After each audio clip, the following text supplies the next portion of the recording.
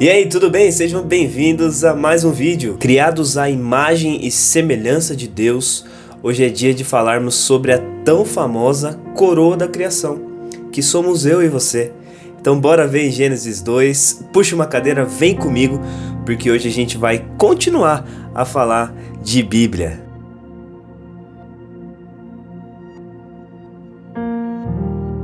Assim foram concluídos os céus e a terra, e tudo o que neles há.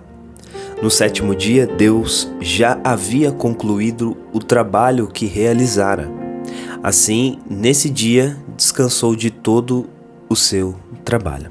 Em outras versões diz que tudo o que havia sido planejado por Deus foi concluído. Diferente de nós, Deus não passa no meio do caminho por imprevistos.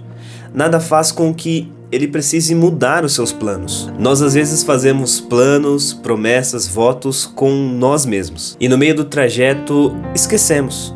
Ou pensamos, esse tanto tá bom, não preciso chegar no final. Ou até algumas vezes nós precisamos mudar a rota. Porque não somos oniscientes como Deus. E por isso os percalços nos atingem. Mas Deus não. A palavra do Senhor nos diz que muitos são os planos no coração do homem, mas o que prevalece é o propósito do Senhor. Isso em Provérbios 19, 21. Esse texto só acrescenta a afirmação de um Deus que é preciso, que é correto nos seus planos. Eu gosto de dizer que o rascunho de Deus já é feito à caneta, porque na verdade ele não precisa de rascunho. O nosso Deus não é Deus de teste, mas sim de precisão. Não é Deus de acaso, mas sim de certezas. Ainda não tinha brotado nenhum arbusto no campo, e nenhuma planta havia germinado, porque o Senhor Deus ainda não tinha feito chover sobre a terra, e também não havia homem para cultivar o solo. Então o Senhor formou o homem do pó da terra, e soprou em suas narinas o fôlego de vida, e o homem se tornou um ser vivente. Depois que formou da terra todos os animais do campo e todas as aves do céu, o Senhor Deus os trouxe ao homem para ver como este lhes chamaria. E o nome que o homem desse a cada ser vivo, esse seria o seu nome. Deus ele nos dá propósito, utilidade, licença para participar de suas obras e também responsabilidades. Em primeiro lugar, é importante dizer que Deus tem um propósito para cada um de nós. Em Efésios 2:10 diz que fomos criados para fazer boas obras, as quais Deus preparou antes para nós as praticarmos. E o que seriam essas boas obras? Elas estão relacionadas ao fruto do Espírito, que significa todo o resultado gerado em nós por sermos pessoas guiadas pelo Espírito Santo. Boas obras também se referem ao serviço e misericórdia ao próximo, como também o cumprimento do chamado específico, ou seja, aquilo que Deus designou para nós de forma individual. Eu convivo no meu trabalho com um bom público idoso, e o que eles mais temem da aposentadoria que têm ou que virão a ter, é sobre continuar sendo úteis e participativos. Essa é a maior das preocupações deles. Nós fomos criados para sermos ativos. E o nosso Deus, sendo o nosso Criador e onisciente, ele sabe disso. Tanto que Adão é chamado por ele, por Deus, para dar aos animais os seus nomes, como nós lemos aí no versículo anterior. Saiba que Deus nos torna úteis em sua obra. Somos peças importantes para Deus e somos constantemente usados por Deus. Não porque somos bons, mas sim porque Deus nos ama. E Ele nos capacita para não sermos uma criação sem rumo ou apenas desfrutadora dos seus benefícios, mas Ele nos faz ativos, ocupados e participativos na sua obra. Por quê? Porque isso é importante para nós.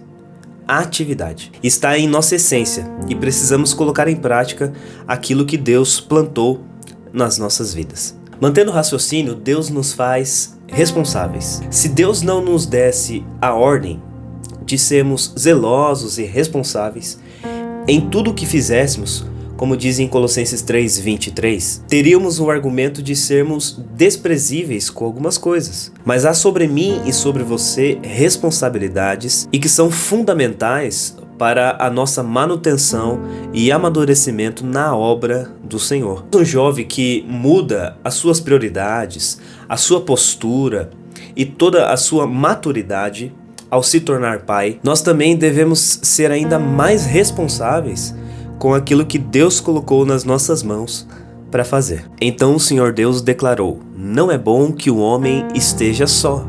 Farei para ele alguém que o auxilie e o corresponda. Com a costela que havia tirado do homem, o Senhor Deus fez uma mulher e a levou até ele. Disse então o homem: esta sim é osso dos meus ossos e carne da minha carne. Ela será chamada mulher, porque do homem foi tirada.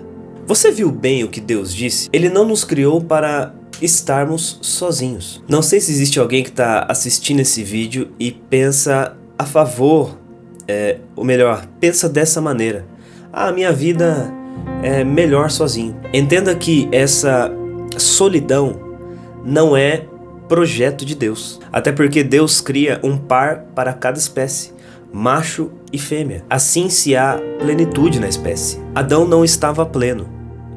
E no versículo 20, Deus, ao ver isso, imediatamente no 21, ele cria a mulher. Interessante a gente perceber que a exclamação na fala de Adão no versículo 23 demonstra entusiasmo, alegria. Isso é produzido pela família. É claro, vem de Deus. A Bíblia mesmo nos diz que tudo que é bom vem de Deus.